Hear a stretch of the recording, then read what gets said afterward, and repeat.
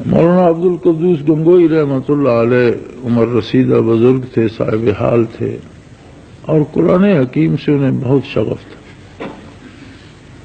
جو بھی جاتا ملاقات کے لیے اسے کہتے میاں تمہیں قرآن مجید آتا ہے؟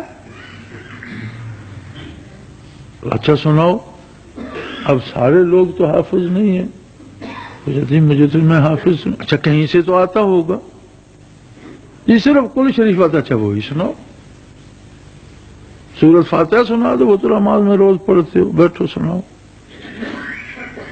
حافظ قابو آ جاتا تو وہ جاتا اپنے کام سے، جتنی دیر وہاں بیٹھا رہتا وہ قرآن سنتے رہتا۔ ایک دن کسی نے عرض کی حضرت لوگ ملاقات کو بھی آتے ہیں اور لوگوں کے اپنے کچھ مسائل بھی ہوتے ہیں، وہ آپ کی خدمت میں کوئی بات کرنا چاہتے ہیں، کوئی دعا کرانا چاہتے ہیں، آپ پکڑ کر قرآن پڑھنے پہ لگا دیتے، وہ قرآن پڑھتا پڑھتا اٹھ جاتا ہے۔ انہوں نے کہا بھائی میاں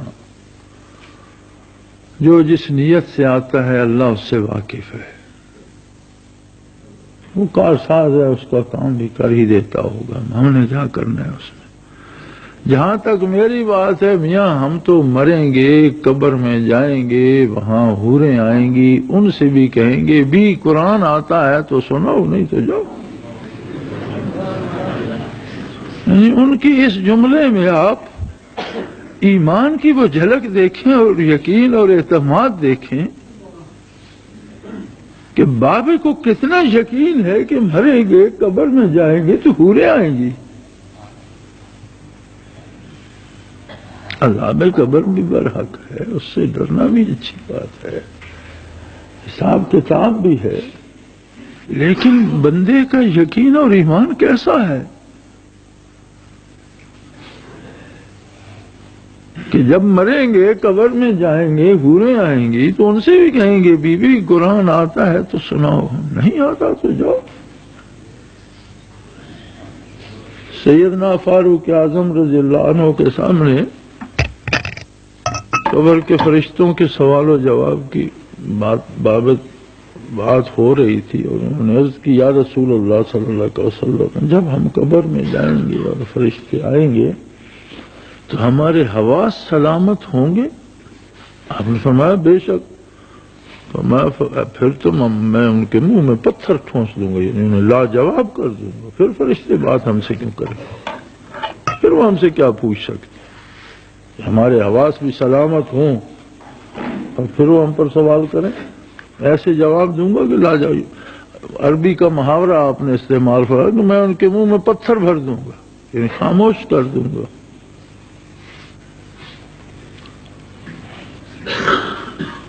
اولیاء اللہ کے احوال میں ایک بڑے بارے میں نے پڑھا، کسی نے برزخ میں ان سے پوچھا کہ بھئی کیسے گزری جب قبر میں پہنچے، فرشتے آئے تھے، کیا کیا ان سے؟ ہاں آئے تھے، کیا ہوا؟ آتے ہی انہوں نے سوال کر دیا مر ربوں کا، تو میں نے کہا کہاں سے آئے ہو؟ آسمانوں سے۔ تو میں نے کہا میں گز بھر زمین کے نیچے آ گیا ہوں، مجھے رب بھول گیا اور تم آسمانوں سے زمین تک آئے ہو، تمہیں رب یاد ہے؟ میں نے تو اتنا فاصلہ طے نہیں کیا جتنا تم کر کے آئے، فاصلہ کرنے سے رب بھول جاتا ہے۔ چلے گئے۔ کیا عجیب لوگ ہیں، سارے انسان ہیں اسی طرح، مٹی کے پتلے، انہیں گرمی سردی بھوک پیاس دوستی دشمنی سب کچھ یہاں سے جھیل کر گئے ہیں۔ فرق کیا؟ فرق یہ ہے کہ انہوں نے عبادات کا حاصل ایمان کو سمجھا اور اسے پایا، اور یہ حضرت مریم کے یہ سارے امور دنیاوی نہیں ہیں، بچے کی ولادت، کھجوروں کی ضرورت، پانی کی ضرورت، قوم کو جواب، یہ سارے دنیاوی امور ہیں۔ قادر مطلق خود بتاتا گیا کہ اب یہ کرو، اب یہ کرو، اب یہ کرو۔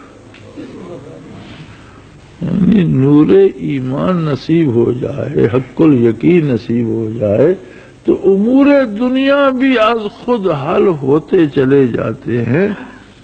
کہیں ہمیں سمجھ آتی ہے، کہیں ہمیں پتہ ہی نہیں چلتا، اور کام ہوتے رہتے ہیں، مصیبتیں ٹلتی رہتی ہیں، مسائل حل ہوتے رہتے ہیں، اور نور یقین نصیب ہو جائے تو کوئی مسئلہ رہتا ہی نہیں، باقی مسئلہ ہے کیا؟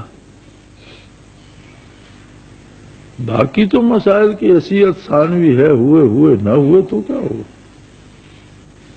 دنیا میں دولت ملی نہ ملی تو کیا ہوگا؟ بسر نہیں ہو جائے گی؟ کسی کو عہدہ مل گیا نہ ملا تو جسے عہدہ نہیں ملتا اس کی زندگی کٹ نہیں جاتی۔ میرے بھائی، مقدم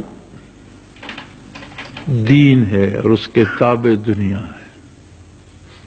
دنیا کو چھوڑنا اسلام نہیں ہے، دنیا کو دین میں ڈھالنا اسلام ہے۔